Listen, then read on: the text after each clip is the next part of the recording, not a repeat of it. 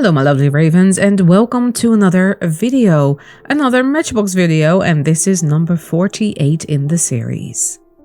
As you could see from the intro, I am making the burrow and the exterior of the burrow that is inside a matchbox.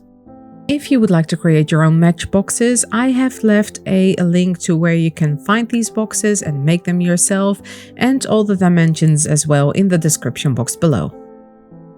I am starting off by building the actual miniature burrow, the building, and I'm going to make it mostly from cardboard and balsa wood.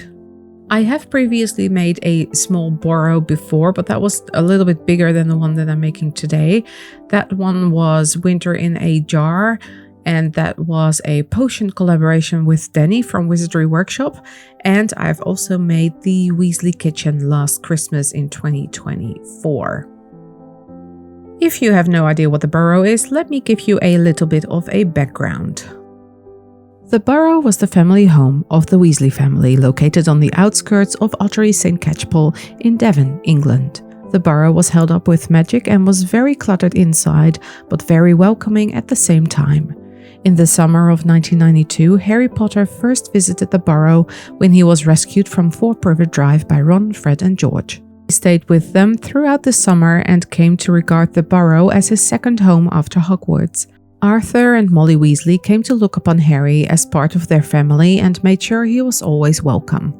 I don't want to go into too much of a repeat of what I did in the Christmas video and the other video where I made the potion with the burrow inside, so if you would like to listen to the lore or watch these videos, I will leave them in the description box below.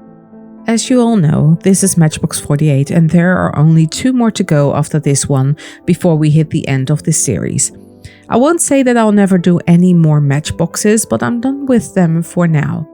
I have an exciting 12th skill miniature planned for next month, which might involve some plants.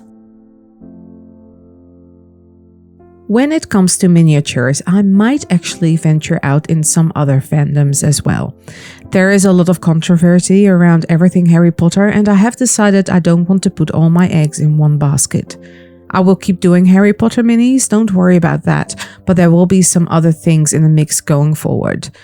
If there is anything from a particular fandom you would like to see me create, please let me know in the comments. Make sure to also like other people's comments so I know what to choose. Coming back to this miniature I'm actually working on, as you can see I'm nearly done building the burrow, building it up with balsa wood and cardboard as I go, just putting layer upon layer upon layer until I reach the top of the building. Now I just have to put the railing on at the top and then it is time for painting. This railing or balustrade, whatever you want to call it, is a leftover from the Weasley Wizard Wheezes one I made, and it's perfect for this miniature as well. I'm just going to put that on with some wood glue and switching to some tweezers because this miniature is super tiny, and just putting that onto the roof, and then it is time for paint.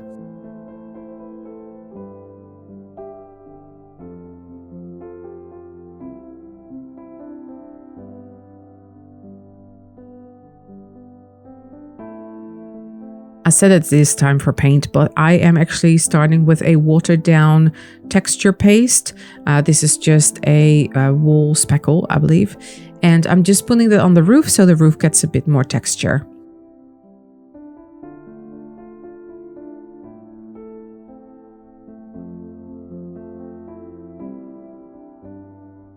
And then onto the painting, finally. My favorite part in making miniatures is the painting and adding all those details. I am starting with all the roofs and then just working my way down. Wherever I find a roof, I paint that the same color and then moving on to the walls. I am using acrylic paints and I just add a little bit of water so it flows a little bit better on this miniature.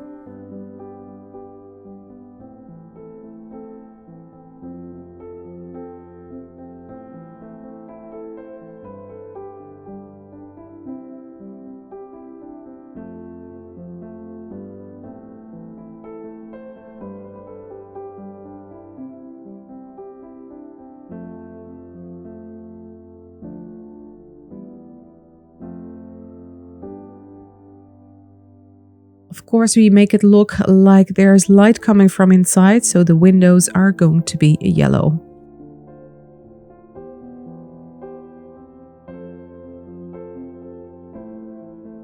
Then moving on to painting the inside of the matchbox, I'm starting with the sky in a very light blue, and then I'm adding in some clouds with white.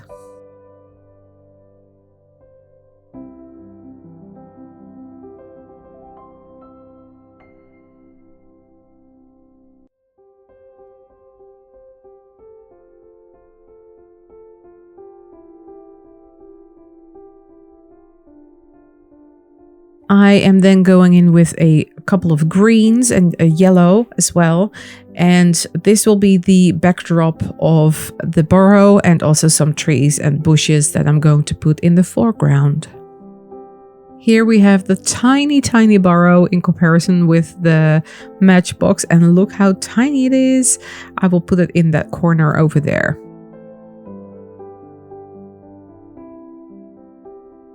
I have the burrow glued down, and now I'm going in with some wood glue and then with a Q-tip so I can spread the glue a little bit better. And then I'm going to make a path with some dried tea. This is used and dried tea, and it is absolutely perfectly fine to use. You can also use coffee grounds. I will in my next project use coffee grounds as well for soil. Here's another spoiler for the 12 scale miniature that's coming up. And then from some twine, I'm going to make some tree trunks. So I'm putting on some wood glue and then spreading that on the twine to make them look straight and more like a tree trunk.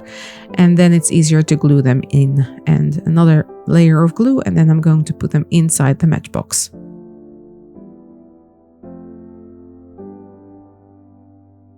I have a container with smaller containers with all kinds of miniature flocking, and when I make something like this outdoor scene, I like to have them all accessible without having to find all the different kinds that I have in my stash. I have some of this chunkier sponge flocking, and I think it's perfect for these trees, so that is what I'm using. I use hot glue to glue these down, and it is quick and simple. You just have to be aware of all the strings that it might leave behind. Then for the shrubbery at the back, I use a different sponge flocking, and I'm just sprinkling that onto the hot glue and then pressing that slightly down.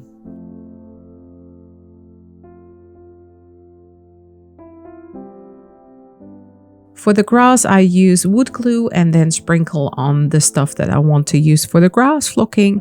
And yeah, so it gives all kinds of different textures and looks like an actual landscape. Let's have a look what the final diorama looks like. And this is it for Matchbox 48. I really enjoyed building a miniature burrow, and I really like how it looks in the miniature landscape. If you made it this far into the video, make sure to let me know by leaving a green emoji in the comments section. All my social media can be found in the description box below, and if you're new here, welcome! Don't forget to hit that subscribe and bell notification button so you don't miss out on any future videos, and of course become part of the Raven family. Thanks so much for watching, stay safe, and I will see you all in the next one. Bye!